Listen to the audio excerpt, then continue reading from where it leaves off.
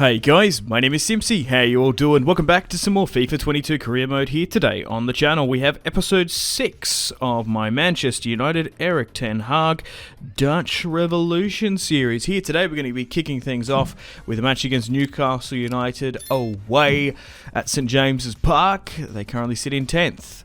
After 18 games played, we sit in 3rd. Liverpool at the top. And we're also in the January transfer window coming up, so let me know in the comments players you'd like me to sign. We'll be trying to splash the cash as we go away to face Eddie Howe's Newcastle to hopefully try and pick up the W over the Geordies. They do have Mings in the defence, which is a pretty good signing for them. But let's get stuck in. Alright, let's get things underway. Leave the video a like if you haven't already. Would appreciate it. Gravenberch finds Fernandez. United, with the first opportunity, found Donny van der Beek in the 71st minute. It was a little bit of a late one, but Donny van der Beek finally put his name on the score sheet. Top goal scorer at the club.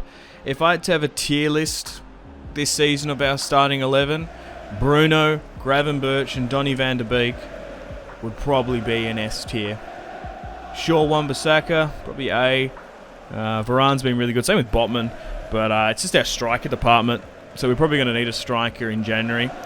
We do have a fair few options to go with, but I'm only really wanting to sign players that are ethnically from the Netherlands, or from there, that are Dutch, or have a connection to Ajax and Erik Ten Hag to some extent, as Alanga gets a run late on here against Newcastle. Gravenberch tackled. Alanga on the ball, fresh off the bench, finds Gravenberch to Sancho, and it's 2-0.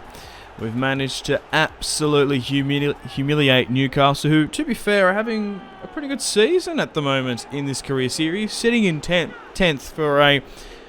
Looking at the squad, it's a relegation team, let's be honest. Eddie Howe is really dragging that squad. If they just get a couple more pieces, but particularly with... without Kieran Trippier, this team really is a championship squad. They just need more investment in the starting 11 and in the substitutions, and they'll be well on their way to climbing the ladder. But look how good Eddie Howe looked in the Realism mod with a brand spanking new manager outfit and player face as well. As we beat the Geordies 2-0. Alrighty, I'm loving this formation though. It's goated. 4-5-1. Sancho is now the striker. Carrera came on, the 16-year-old Brazilian who we came from the youth academy. He scored the winning penalty. So I'm just still trying to tweak with this squad. Maybe if we do this, maybe play Tellez and Luke Shaw. Because the left and the striker department is the problem. Like that kind of might be a little bit unorthodox. Play Luke Shaw like more advanced up the pitch. Because we kind of need a left winger. Or should I play Tellez higher up? Because I do believe he played as a winger earlier in his career. Alright, let's get stuck into... Well, it's not Sean Dyche's Burnley anymore, as he's been sacked in real life. But let's be honest, definitely deserved it after his performances with Burnley. Let's get stuck into Burnley, though, at Old Trafford.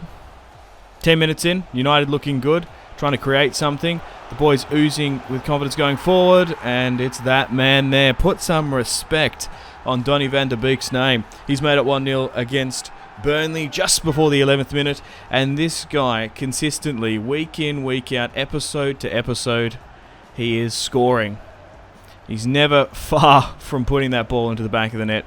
It's Donny van der Beek to start off the scoring against Burnley and put us in front for another time this season. But I guess in this alternative timeline, Sean Dyche is still at Burnley.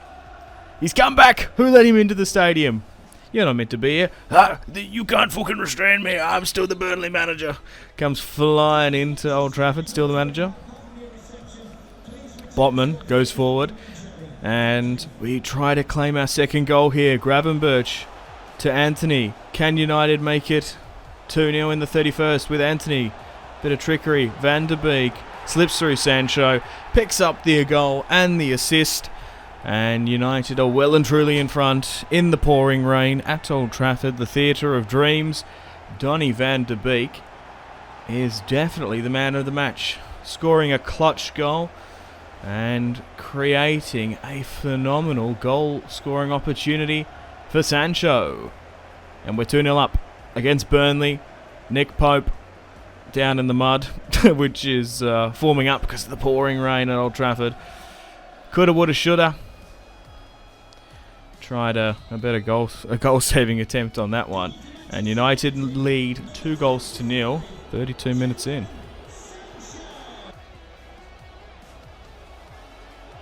Burnley look to respond. Varane trying to track back. Barnes.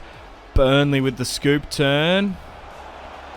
A big tackle there, but unfortunately David De Gea, once again, the Spaniard showing his age, unfortunately concedes a sloppy goal there in the 84th minute, and Burnley have something to write home about, but at this stage it's going to be no more than a consolation goal, and United will be pushing on to win, hopefully, 2-1 against the men from Turf Moor. And Dyche throwing his fist up. I'm back at Burnley, bitches. As Dennis scores his 6th goal in 18 matches. Not a bad output for a relegation team like Burnley. Just trying to pass it around the back. The boys are trying to time waste, said my instruction, and 2-1. We beat Burnley. Okay, so here's the remaining fixtures in January. It's pretty contested though. A couple matches against Manchester City, which is pretty pog. Alright, so after 20 games played, we sit in 3rd.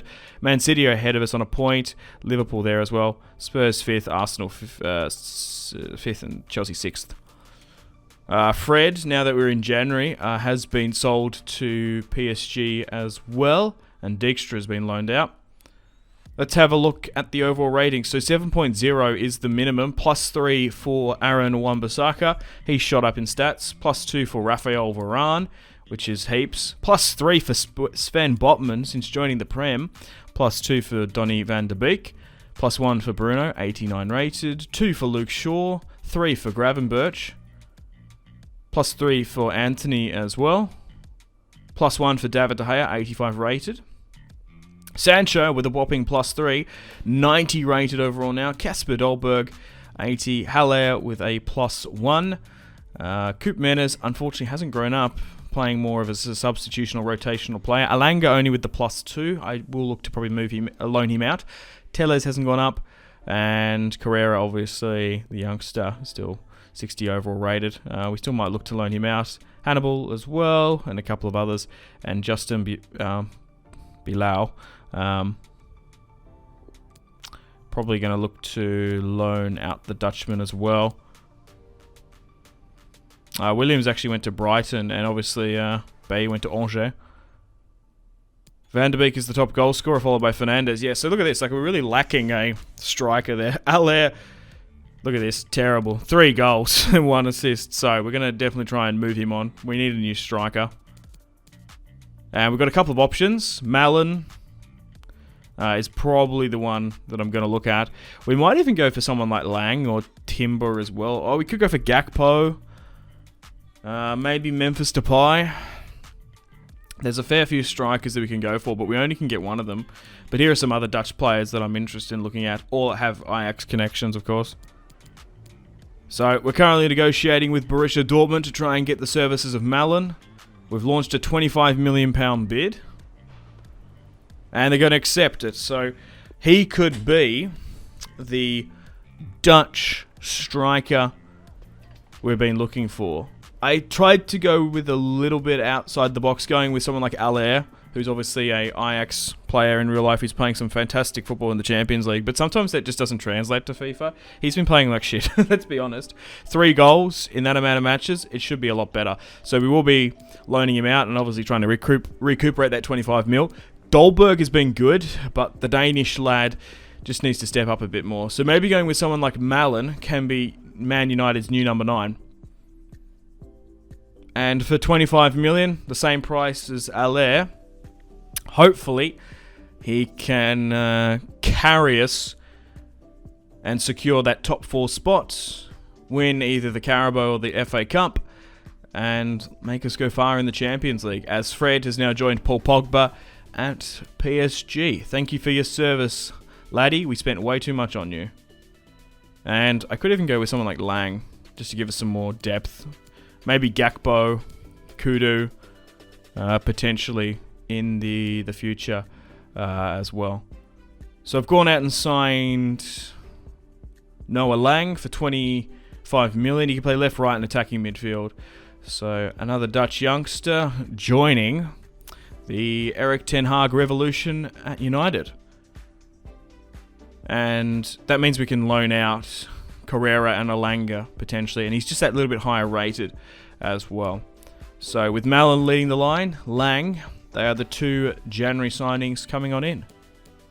And I want to make him a complete striker, Malin.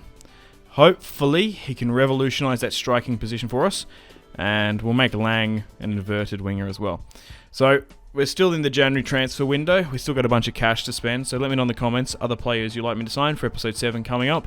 But Malin is our new striker. Hopefully he's the striker for the next 2-3 years at the club, ideally. But thank you very much for watching.